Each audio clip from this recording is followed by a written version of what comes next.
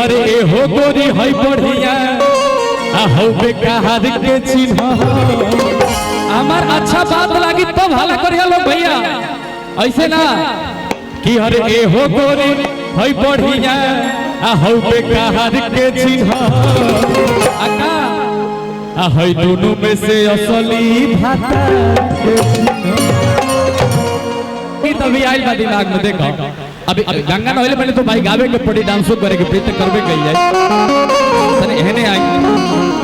मनीषा जी हां कि अरे ए हो गोरी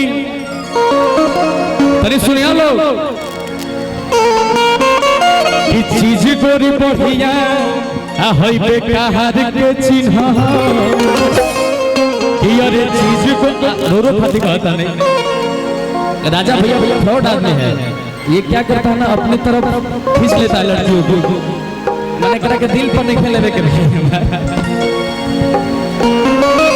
कि अरे हो गोरी है बढ़िया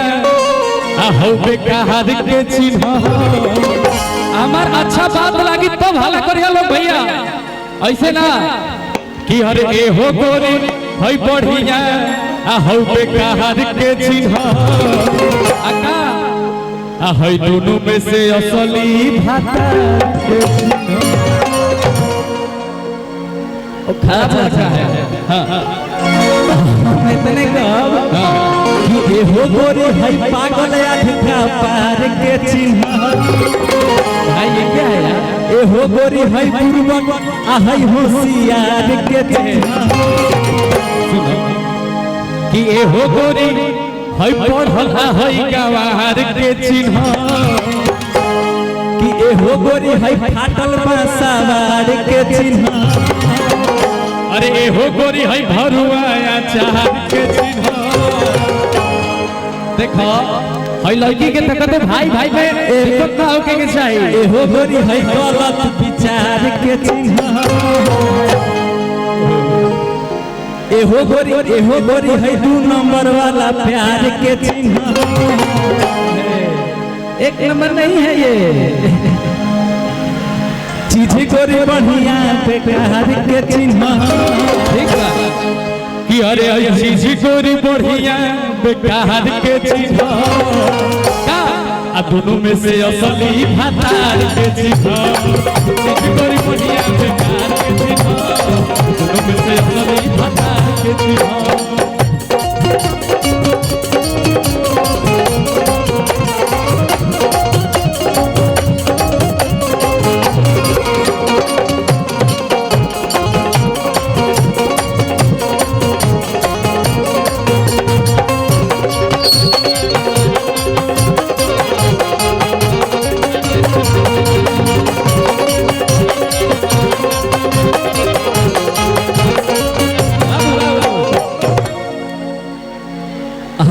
हम इनका खातिर को बात कहल चाहता नहीं कहती हो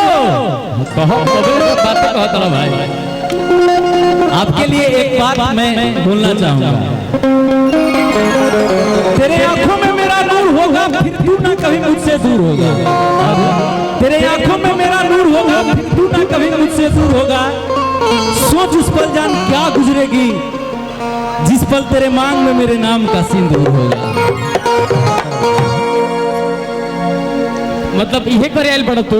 दिल के फील है भाई हो भाई दिल के सारा दिल के फील निकाल दियो आज अब कुछ बाचे के ना चाहिए मैं और कोनो लड़की से बतीबा तो हम ध्यान रखबे करा के अब हम एकरो खाती कुछ कह दी ना भैया नजर ही नजर में आंख चार हो गई तोरा नैना के तीर हमरा दिल के पार हो गई नजर ही नजर में आंख चार हो गई तोरा नैना के तीर हमरा दिल के पार हो गई ई जिस्म हमारा हमेशा हमरे रही लेकिन दिल से धड़कन भी निकल के तोहार हो गई हम कुछ कुछ कह दे नजर को नजर की नजर से ना देखो नजर को नजर की नजर लग जाएगी नजर को नजर की नजर से ना देखो नजर को नजर की नजर लग जाएगी नजर को नजर की नजर लग गई तो नजर से नजर ना मिलाएगी अच्छा कहीं किनका बुझा तो ना बा इने लहकता इने तू खातो ना बा इने बेधता इने धुआं तो ना बा का कहीं किनका कुछ बुझा तो ना बा हमरा बुझाता रुक हम बताओ तनी का बुझाता भाई। थोड़ा एक गाना लगाओ, थोड़ा रिकॉर्डिंग डांस करेंगे अभी, अब फिर गीत गाएंगे। अभी हमारा माहौल के देखते ऐसा लगता है कि एगो पहले डांस होके के चाहिए, गाना बाजे के चाहिए,